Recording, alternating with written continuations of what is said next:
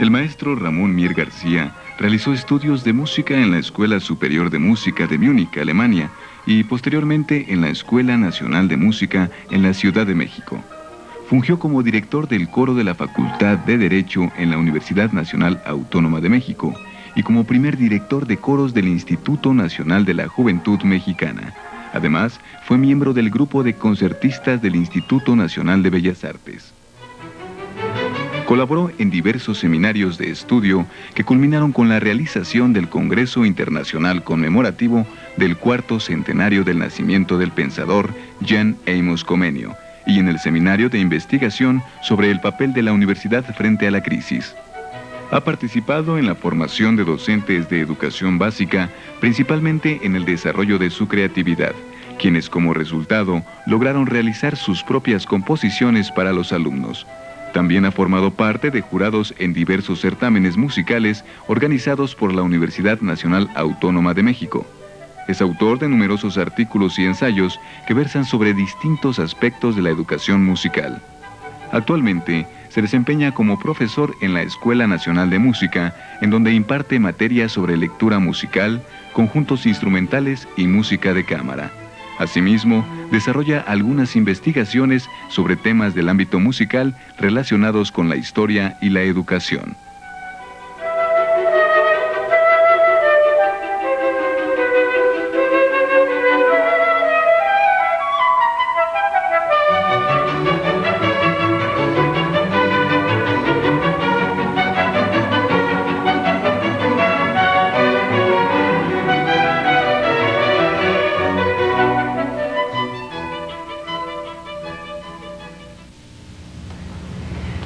Buenas tardes, bienvenidos a su programa de actualización de la Universidad Pedagógica.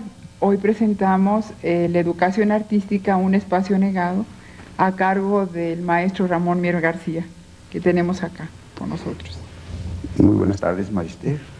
Encantado de estar aquí contigo y con este auditorio televidente tan interesado en los aspectos de la cultura, y en este caso particular de las artes. El tema, el título que escogí para esta conferencia, sobre todo al definirlo como un espacio negado, me parece que requiere algunas aclaraciones, particularmente porque no debe ser negativo para todos aquellos que se dedican al arte. Habría que precisar, y esta es una opinión que tengo desde hace mucho tiempo, y decir que el espacio de la educación artística efectivamente está englobado en la vida de la escolaridad, desde preescolar, escasamente primaria, continúa en secundaria, etcétera, pero no deja de ser hasta la fecha un espacio, llamemos, colateral al espacio fuerte de la formación científico o técnico-científica del educando, ¿no? Creo que la explicación de esto tendríamos que llevarlo un poco atrás, un poco en la historia, y pensar que hay un momento en que efectivamente el conocimiento es desacralizado, es decir, se pierde esta concepción de lo divino en el mundo y progresa la búsqueda de la razón, progresa la búsqueda de lo demostrable, de lo medible, de lo cuantificable, lo cual en cierto momento fue extraordinariamente importante, pero fueron quedando al lado de esta rama poderosa, fueron quedando los aspectos relacionados ya no con la razón, sino con la sensibilidad. Y las artes fundamentalmente están conectadas con esta esfera del hombre, con esta esfera de lo sensible, con este aspecto que va a lo más interno del sujeto, es su inconsciente, posiblemente es su subconsciente, que llega a manifestarse en los sueños, llega a manifestarse en las fantasías. Entonces, creo que en México, en la actualidad, tenemos un número muy importante de maestros profundamente interesados en desarrollar, en plasmar en la juventud, en los jóvenes, en las escuelas, toda esta experiencia que ellos han asimilado. Y yo no puedo, desde luego, negar mi proveniencia musical, es decir, mi actividad musical. Me he dedicado muchos años al campo de la música, y claro que pensaría yo que sobre cada especialidad, sobre la pintura, sobre la danza, etcétera, habría que invitar a un especialista para cada caso, ¿no? Pero por el otro lado, pienso que las artes tienen un fondo común, están conectadas, vuelvo a repetir, con este aspecto de la sensibilidad que ha quedado un poco soslayada.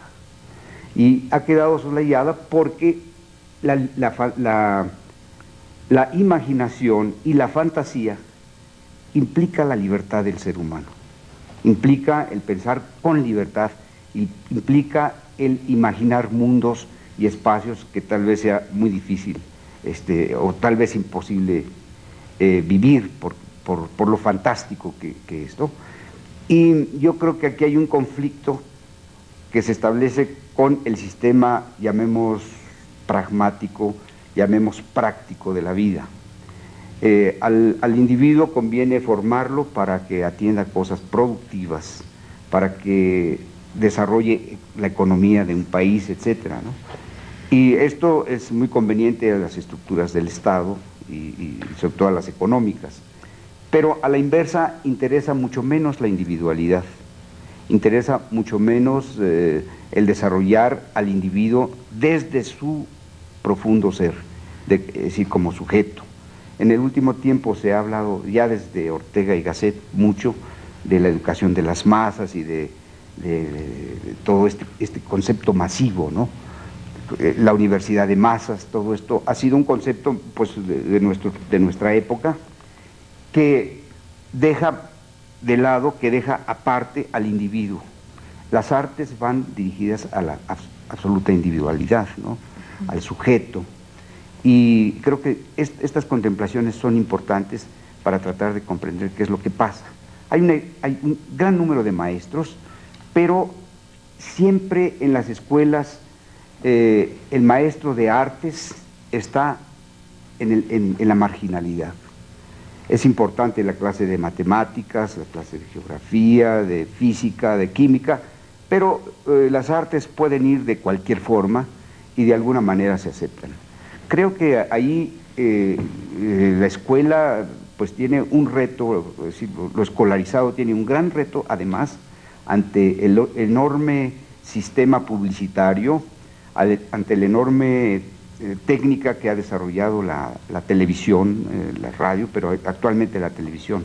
Creo que todos los maestros en este sentido, sobre todo los que estamos un poco involucrados con las artes, tenemos que hacer una gran campaña para lograr que el medio publicitario grande que inunda nuestras esferas familiares, inunda nuestras esferas sociales, pues sea un poco más cuidadoso, porque estamos formando la cultura del pistoletazo, ¿no? Eso es evidente cuando se ven 2 o 3 programas de televisión en donde la violencia y el sujeto pistola ya se hace casi imprescindible en todos los momentos.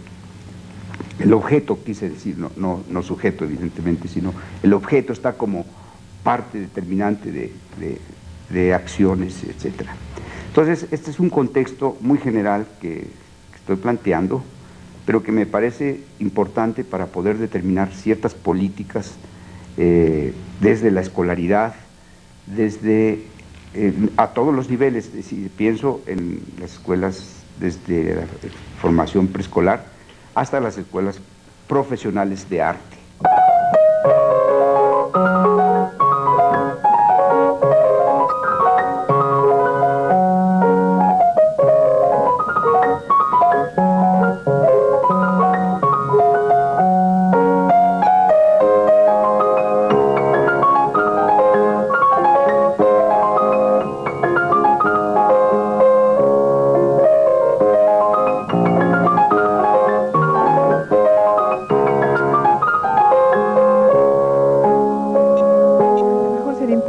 Bueno, sería interesante que profundizaras qué problemas ves, percibes en la educación artística de acuerdo con los diferentes niveles escolares? Porque tienes una experiencia muy vasta.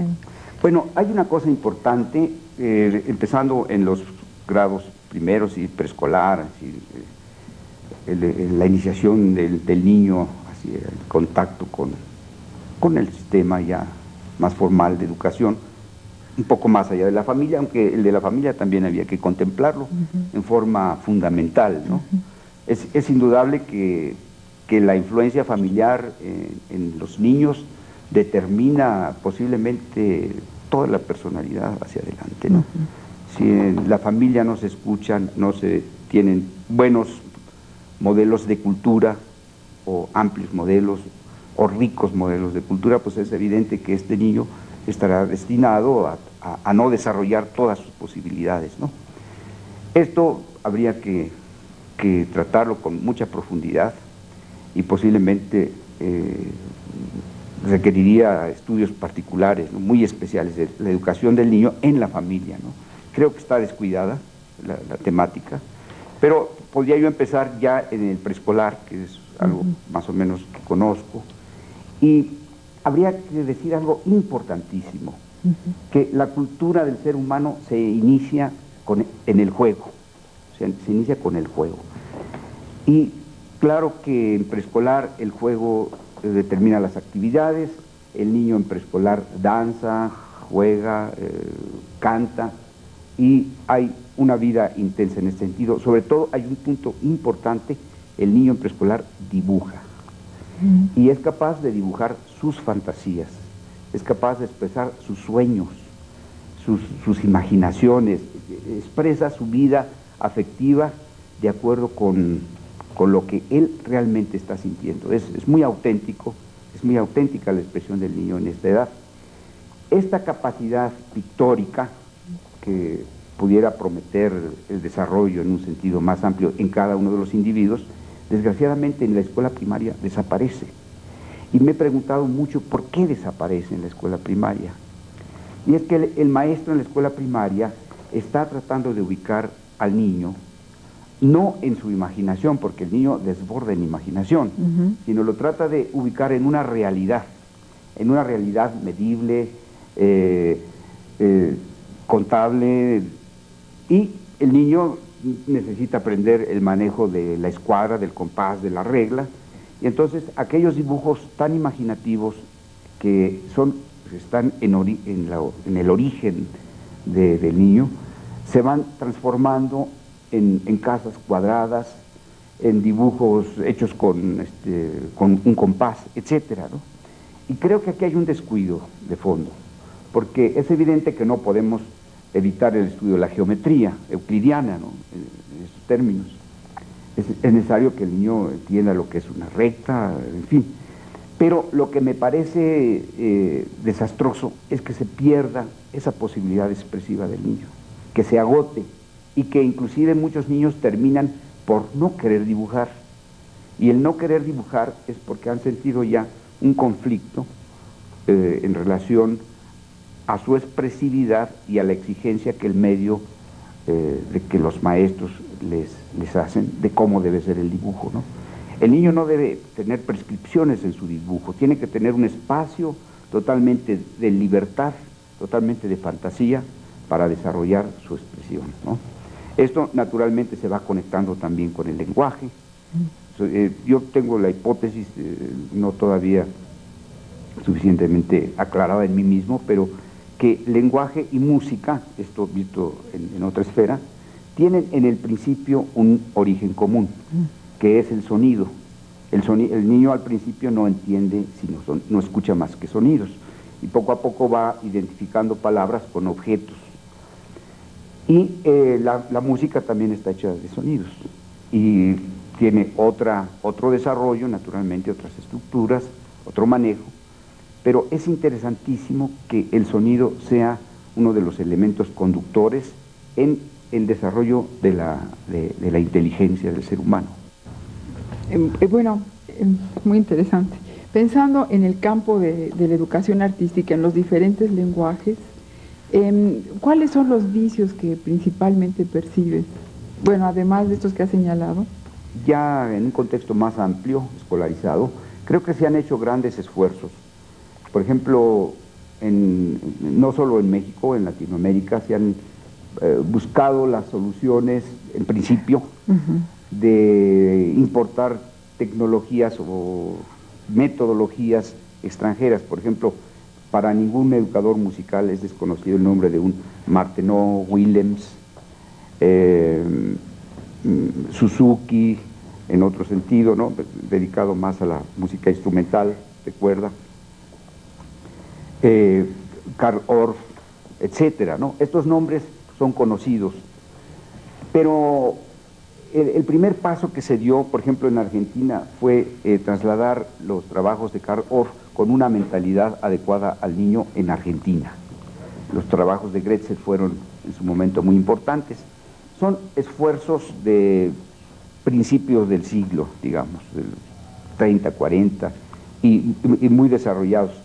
Pero creo que aquí lo que tu pregunta me plantea y me abre un espacio infinitamente grande, ¿no?, que es el problema de la cultura. Es decir, la cultura incluye la característica, es decir, una determinada cultura incluye determinados gustos, determinados gustos por el vestir, el comer, el jugar, el escuchar música, el danzar, etcétera. Todo esto conforma una cultura. Y nuestra cultura, digamos, en México y en Latinoamérica, es una cultura con características absolutamente propias, que no puede resistir educarse con elementos extraños. Se han admitido porque naturalmente había una época de ausencia de recursos. Considero que es conveniente conocer las técnicas de los que se han adelantado y de los que tienen gran experiencia en esto, de cualquier lado del mundo que sean, pero solamente las técnicas. En México los trabajos de César Tort han sido muy importantes, aunque no han tenido el éxito que pudo haberse esperado en algún momento, ¿no?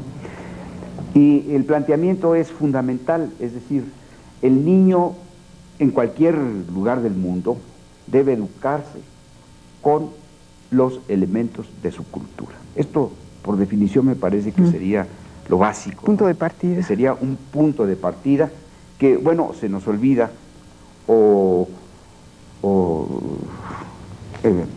se nos olvida. Claro, también, por otro lado, hay que decir que nosotros somos herederos de dos grandiosas culturas, ¿no? Por un lado, la cultura que a mí me molesta mucho llamar prehispánica, ¿no? Yo le llamo la cultura original continental, es decir, la que había aquí en el continente, y desde luego la cultura europea es decir, nos pertenece la filosofía griega y nos pertenece la filosofía de los grandes pensadores alemanes, etcétera, ¿no? Nos pertenece porque somos parte de esa cultura occidental, pero por el otro lado está todo esto latente, que no es tan latente, que es más vivo de lo que nos imaginamos. Todas las lenguas como el maya, como el náhuatl, como lenguajes que están vigentes porque la gente, los grupos se comunican entre sí con estas lenguas, ¿no? Entonces yo creo que ahí el esfuerzo nuestro como cultura debería ser muy profundo, debería ser muy constructivo, muy creativo. Creo que todas las instituciones profesionales deberían asumir esta situación. Desgraciadamente nos falta tomar una conciencia más profunda. Por ejemplo, yo soy maestro en la Escuela Nacional de Música, pues los repertorios normales que se ejecutan por parte de los alumnos son los europeos, ¿no? Y la música mexicana vuelve a aparecer, sí, aparece de vez en cuando, y aparece un poco en un espacio colateral.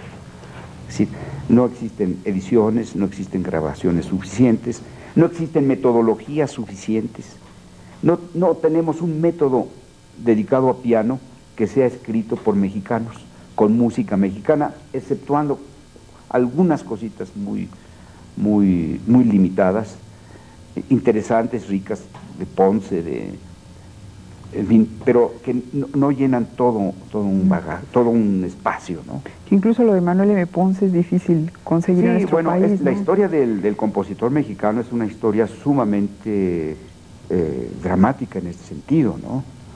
Hay una producción que sabemos que existe, pero el conseguirla implica ser algo como un investigador de muy alto nivel para poder lograr el acceso, ¿no?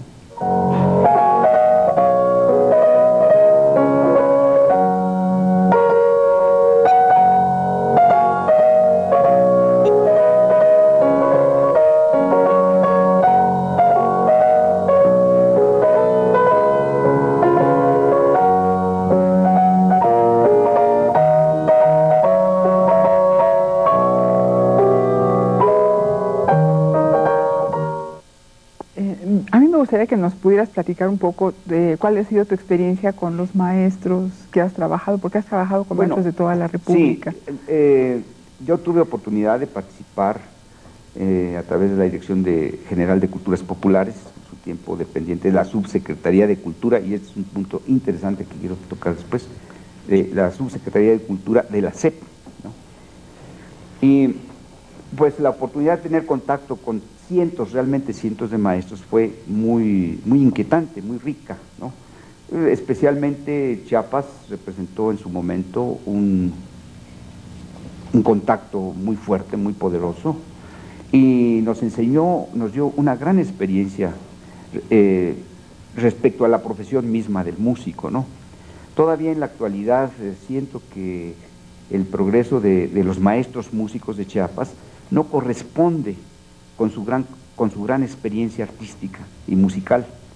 Es decir, hay muchos, el maestro en Chiapas, el maestro de música en Chiapas, es casi por definición un marimbista, es decir, un ejecutante de la marimba, de su folclore, de su música, en fin. Pero esto dentro del sistema de calificación actual, llamemos técnico-científica, no tiene ningún peso, ningún valor. Entonces a todos los maestros de música, por ejemplo, se les invitó a hacer cursos.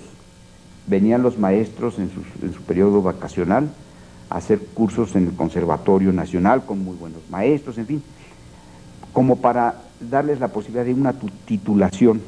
Y después de varios años les dieron algún documento que seguramente fue hecho con muy buena fe, muy buena voluntad, pero que en la actualidad no tiene ningún valor. Esfuerzos de la gente perdidos, ¿no? Y todo porque no se han establecido mecanismos de evaluación directamente de la producción artística, ¿no?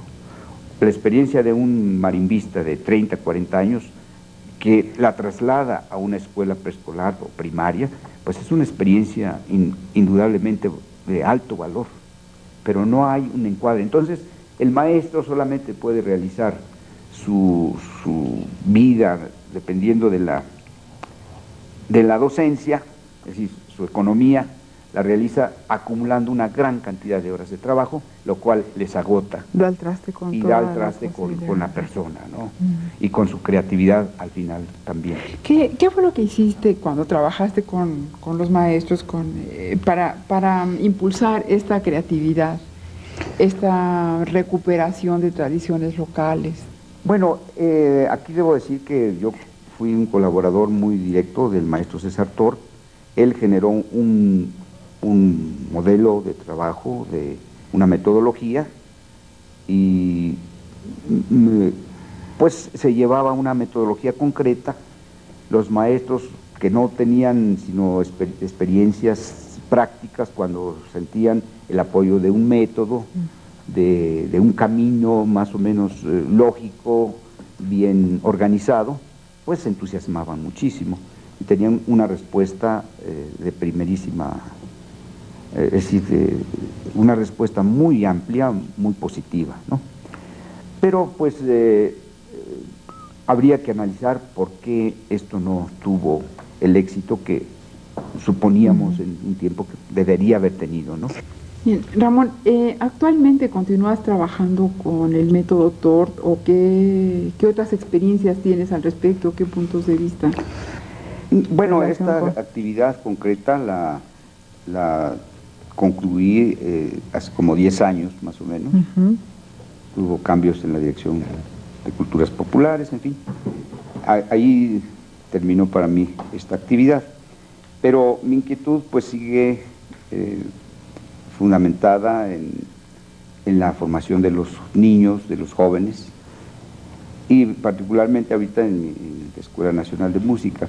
Sin embargo, el proyecto central que veo puede estar ubicado en diversos planos, ¿no? Por ejemplo, las escuelas profesionales, desde mi punto de vista, sí, profesionales de música, de artes, pero en este caso particular de música, creo que deberían generar talleres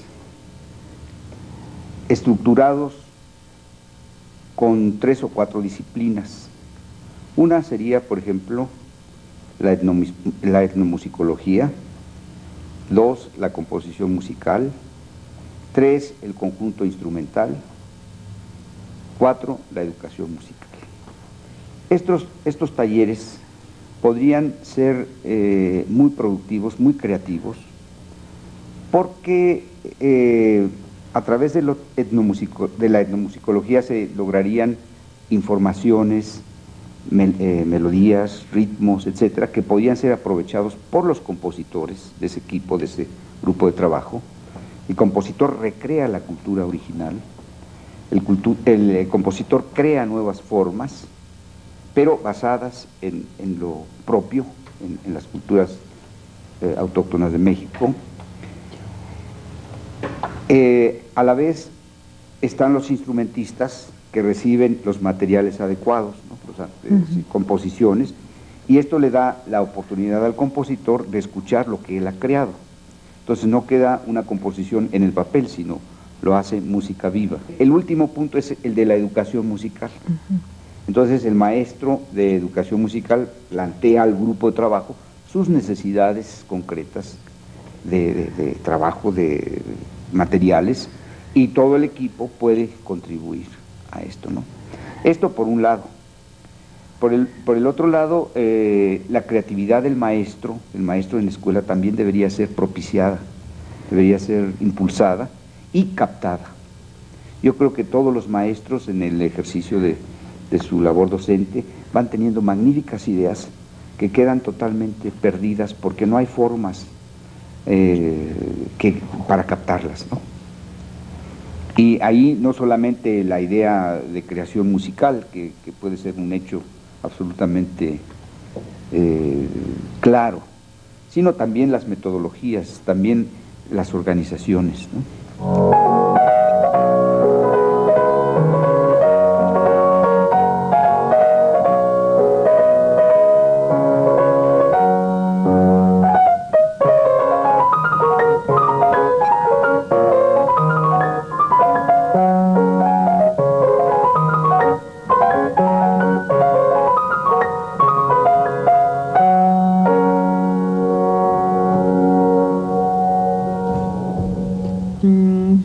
Si la composición musical se puede impulsar desde la escuela elemental.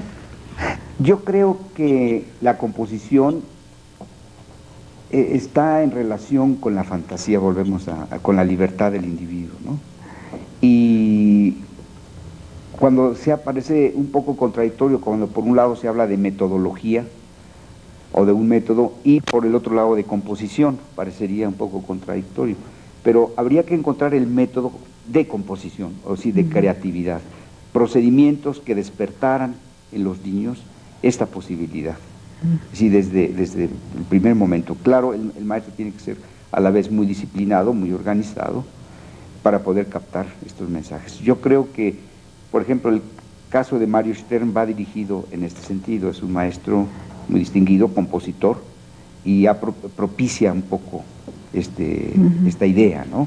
O sea que en realidad en las escuelas actualmente no se desarrolla la parte de creación, de composición. Tengo en general. En general creo que no hay un acento, sino se va conociendo el lenguaje musical a partir de las formas muy tradicionales de enseñanza, Y claro que pues llega un momento que el joven, el estudiante, pues piensa exactamente como se le ha enseñado, ¿no? ¿Sería en el lenguaje musical lo que sería en el lenguaje de la pintura, el edificio cuadradito y que no se salga de la raíz? Exactamente, exactamente. Es decir, toda la música está instalada en una serie de tradiciones que han sido algunas muy rigurosas, ¿no?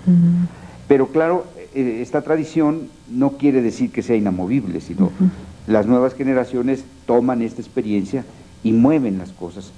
En la actualidad, y sería un poco salir de tu pregunta, pero creo que es el momento de tratarlo, hay muchas formas, mucha música, pues digamos el jazz, que fue una de las primeras formas populares que tuvo un alcance mundial prácticamente, y otras manifestaciones en este sentido, ¿no? La presencia del aparato electrónico, de las grandes posibilidades de sonido, pues en un momento es como todo, como toda la tecnología, ¿no? Provocaron un revuelo y una sobresaturación de esto. Pero tengo la impresión también, y además muy fundamentada, de que el manejo del sonido que se hace actualmente es verdaderamente aberrante. Es decir, no quiero hablar para nada de calidades de música en este momento. Quiero hablar solamente de lo que se llama decibelaje. Es una medida de intensidad de sonido. Y hay un absoluto descuido respecto a este asunto, ¿no? Que puede ser muy bien tratado en la escuela, ¿no? Es decir, por los maestros. Una persona, todos estamos nuestros nervios están adaptados para captar ciertas intensidades.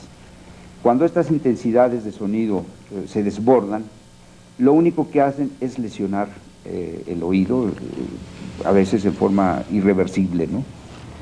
Y yo creo que a cualquiera de nosotros que nos hicieran mediciones audioacústicas, nos dirían que hemos perdido un porcentaje X de oído, a veces bastante grave, ¿no? Y, por ejemplo, tú vas a una presentación de teatro para niños.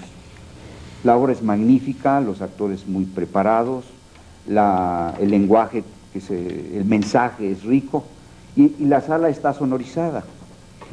Pero a lo mejor con acierto en la selección de la música, pero está a un nivel de sonoridad tan alto que ya es lesionante al niño. Entonces es contradictorio, ¿no? No es educativo de alguna manera. Bueno, ahí rompe, pero no solo que no sea educativo, sino a cualquier adulto o niño está lesionando. El niño tiene mayor resistencia que el adulto.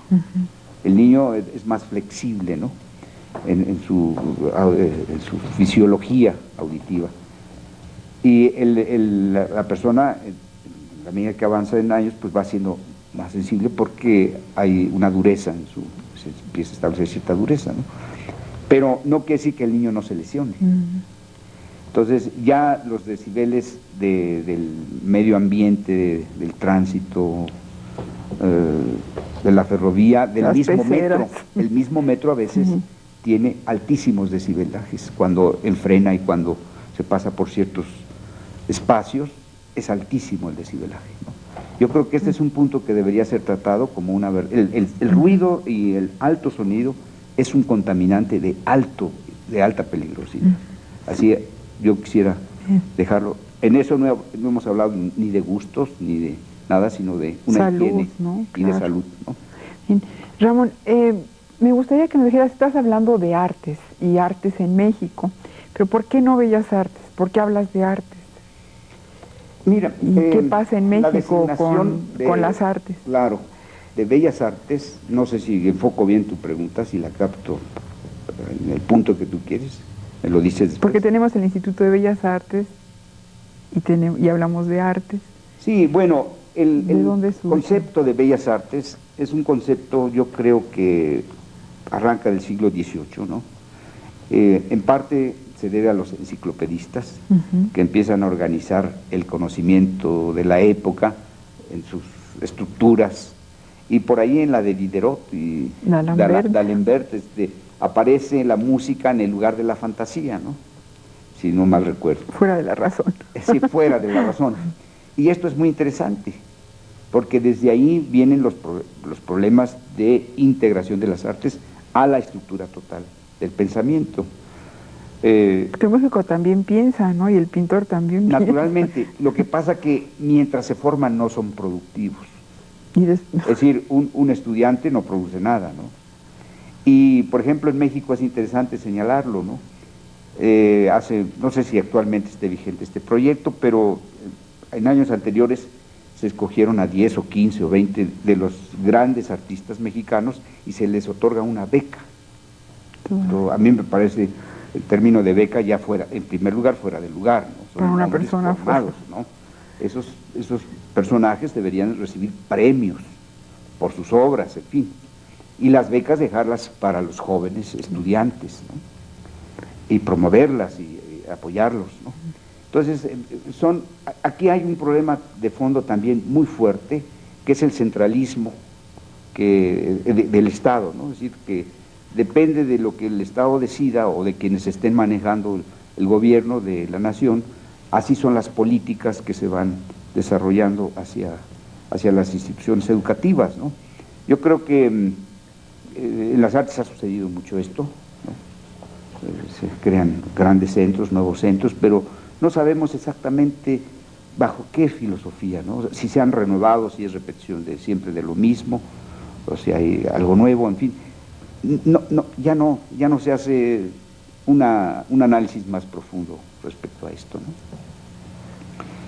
Y en relación con tu experiencia con la música mexicana, ¿qué nos podrías decir para finalizar? Yo tengo la impresión que México tiene actualmente un auge extraordinario en este terreno de la composición.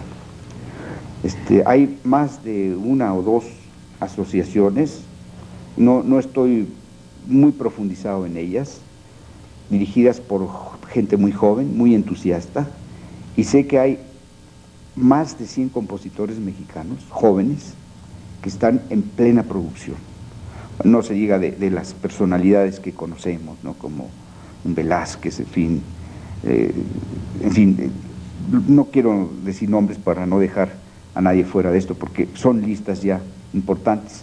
Pero el asunto es todavía en México no hemos desarrollado el gusto por nuestra propia música, de tal manera que siempre la música mexicana será desconocida, porque muchas veces cuando el compositor tiene éxito, obtiene un premio, en fin, pues se presenta en algún lugar la obra y se presenta por primera y única vez, jamás se vuelve a escuchar. Entonces, pues esto naturalmente no genera un gusto por la música mexicana, ¿no? ¿Y por qué no se programa? Pues por un problema como te diré, encadenado consigo mismo, ¿no? No se programa la música porque a la gente no le gusta y no va al concierto, ¿no? Pero es como una cosa que está girando sobre sí misma, ¿no? ¿Cómo se va a producir el gusto por la música de los mexicanos, de los compositores mexicanos, si no se le escucha? Es un problema bastante serio. Es fácil programar, tú ves los programas de las sinfónicas en México, pues están basadas en el repertorio totalmente internacional, europeo del siglo pasado, con magníficos nombres, no falta Brahms, no falta Schumann, no faltan estos autores, ¿no? Y lo mexicano no aparece por ningún lado. Y cuando aparece, pues desaparece también muy pronto. Una importantísima orquesta que se formó por ahí y dio como 4 temporadas de música mexicana con mucho éxito, pero se agota el tercer año, cuarto año. Estos son fenómenos que había que analizar con mucha profundidad, ¿no? ¿Por qué ocurre esto? Por último, me gustaría que nos pudieras hablar un poco sobre la relación que existe entre la formación artística, la educación artística, y la formación artesanal.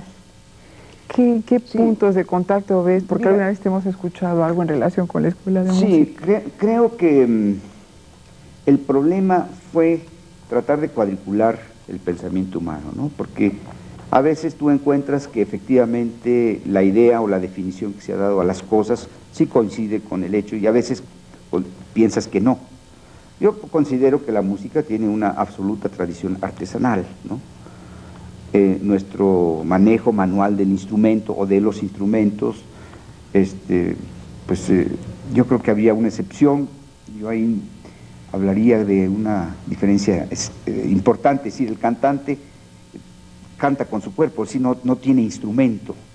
La voz no es un instrumento, es una cualidad, es un don, digamos, ¿no? En cambio, todos los que no tenemos este don, pues tocamos un instrumento y el nombre lo dice, es un instrumento para hacer música o para tocar, en fin. Esta diferenciación, esta división que se hizo de las artes, que dejó a las bellas arrinconadas, porque la sensación que tenga que las bellas artes quedaron en el rincón, no quedaron en el gran cauce, ¿no?, del pensamiento, sino por un lado sí se les enalteció, se pretendió enaltecerlas, pero por otro lado alejó a la gente, es decir, a todos los que no eran artistas, pues ya no eran artistas, ¿no?, porque ser artesano no era lo mismo que ser artista. Yo considero que, por ejemplo, un instrumento como el que manejo, pues sigue siendo artesanal hasta que no se demuestra que aquello que se produce es un verdadero arte, ¿no?, algo excepcionalmente bello y importante. Pero fuera de eso, es un trabajo absolutamente artesanal, de taller medieval.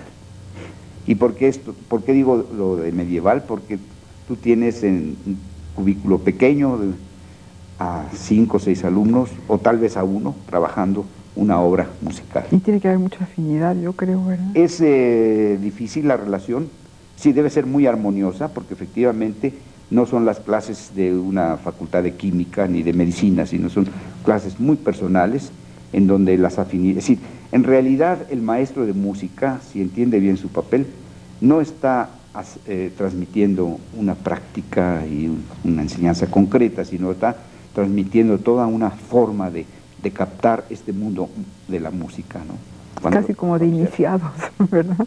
Entonces, la vida en nuestras escuelas todavía mantiene este carácter artesanal. Y yo considero que, si tú mencionas a un Dinu Lipati, que fue un pianista extraordinario, escuchas su concierto en la menor de Gris, pues es una obra de arte, ¿no? Pero ¿con qué la hizo? Pues con las manos y con el mismo sentido artesanal que lo puede hacer un jovencito que apenas se inicia, ¿no? Así con los mismos recursos.